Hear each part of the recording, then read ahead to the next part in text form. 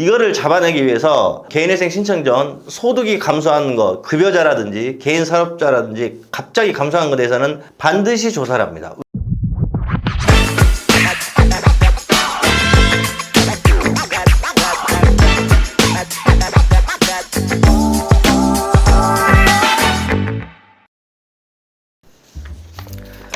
예, 여러분들 이번 시간에 개인회생 법원에서 반드시 조사하는 것들에 대해서 좀 말씀을 드릴게요. 일단 여러분들 개인회생은 이거잖아요.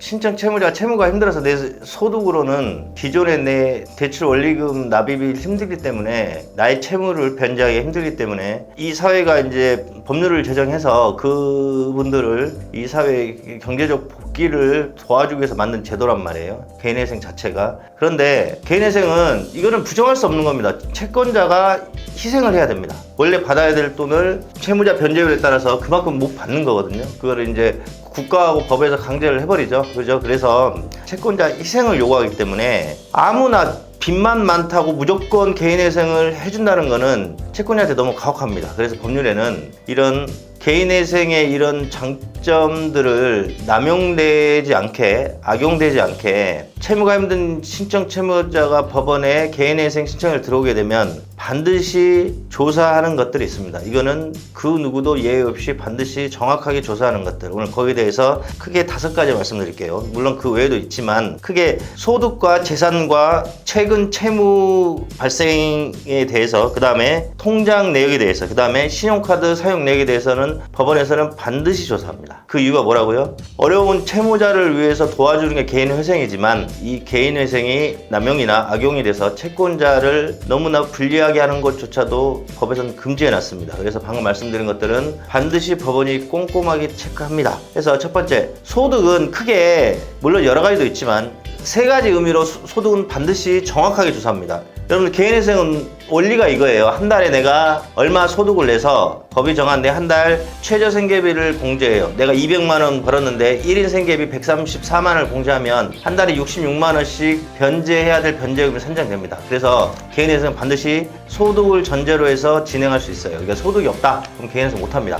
그렇기 때문에 법원에서는 첫 번째, 소득은 개인회생 신청 채무자가 계속적으로, 그렇죠? 3년에서 5년 동안 변제금을 납입해야 되는데 이 계속적 소득 활동이 되는지에 대해서는 반드시 조사할 수밖에 없습니다. 왜? 소득이 없으면 개인회생을 진행할 수가 없으니까. 그 다음에 남용하는 걸 방지하기 위해서 원래는 500을 벌었어. 신청 채무자 A라는 사람이. 근데 여타여타해서 개인회생 신청 전에 소득이 300으로 줄어들었어. 그러면은 법원은 일단 생각을 하죠. 원래 대기업을 다니다가 어쩔 수 없이 뭐 퇴직을 당하고 300만 원 중소기업, 이게 객관적 진실이면 문제되지 않습니다. 근데 다만 한 달에 변제금을 적게 내기 위해서 이렇게 악용 남용한 사람들이 일부 분명히 있습니다. 저도 여러 번 봤고, 이거를 잡아내기 위해서 개인회생 신청 전 소득이 감소하는 것, 급여자라든지 개인 사업자라든지 갑자기 감소하는 것에 대해서는 반드시 조사를 합니다. 왜 그런지에 대해서 충분한 소명을 신청 채무자한테 요구하고 있고요. 그 다음에 기존에는 일을 하지 않던 사람이 개인회생을 신청 직전에 갑자기 개인 사업자를 내거나 갑자기 어디 직장 취업을 해서 개인회생이 들어와요. 물론 이게 객관적 사실이면 아무런 문제가 되지 않습니다. 하지만 개인회생을 하기 위해서 여러분들 가짜 근로계약서 쓰고 여러분들 다니도 않는 직장 이렇게 여러분들 만들어서 허위로 하는 사람들이 일부 존재합니다. 이거를 걸러내기 위해서 법원은 반드시 조사하고, 방금 전에 말씀드린 소득이 신청 전 갑자기 감소하거나 없던 직장이 갑자기 생기거나 사업장이 생기게 되면 법원은 나중에 인가결정에도 조건부 인가를 냅니다.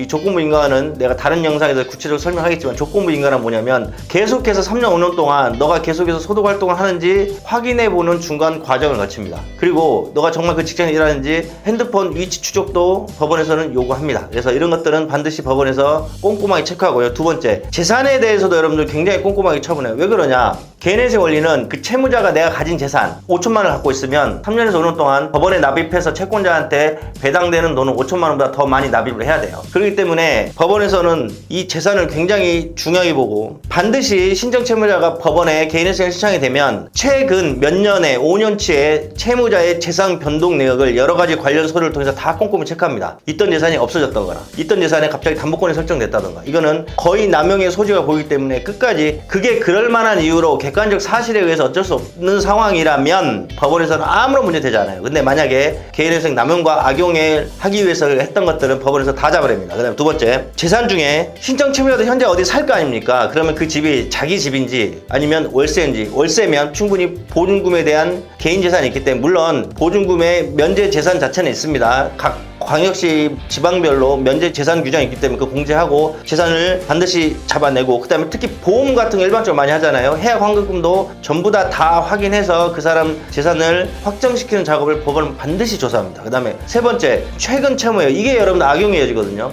내가 개인회생을 한 달로 신청할 거야. 그래서 지금 내 카드에 있는 모든 카드론 대출 싹 받아서 신청하는 사람도 일부 있어요. 그래서 걸려서 신용카드 회사들이 요새 지금 사기죄로 형사고소가 다 들어가고 있죠. 지금 예전하고 신용카드 회사가 분위기가 달라졌습니다. 예전에는 그냥 넘어갔거든요. 근데 지금은 개인회생 남용이죠. 내가 근래에 5천만 원의 대출을 받았어. 근데 이게 기존 채무 변제라든지 이 적정한 생활비에 사용됐다면 이것도 아무 문제가 되지 않아요. 그런데 내가 어차피 개인회생 할 거야. 근데 만약에 5천만 원 대출을 받아요. 그래서 인가를 변제율 60%가 나왔다 가정할게요. 그러면은 3천만 원만 갚으면 이 5천만 채무가 탕감되는 거거든요. 개인회생을 이용해서 2천만 원을 수익을 내는 거잖아요. 그러니까 이런 것을 막기 위해서 최근 대출에 대한 사용처, 그 다음에 이 돈들을 어디서 대출받았고 돈이 어디로 흘러간지를 법원에서는 반드시 조사합니다. 그 다음 네 번째, 위의 것들, 제가 말한 소득, 재산, 최근 채무를 확실하게 하기 위해서 법원은 신청 채무자가 가지고 있는 모든 계좌의 통장 내역을 법원에 따라서 1년치, 어떤 데는 2년치, 좀 더 어떤 데는 좀 뭔가 의심스럽다면 3년, 4년치까지도 다 내서 이거를 다 봅니다. 통장 내역에는 그 사람 소득이라든지 그 사람이 갖고 있는 개인 재산이라든지, 그 다음에 통장에서 막 돈들이 많이 빠져나가. 그러면 다른 데에 어떤 개인 재산이 은닉했는지, 아니면 사행성 낭비,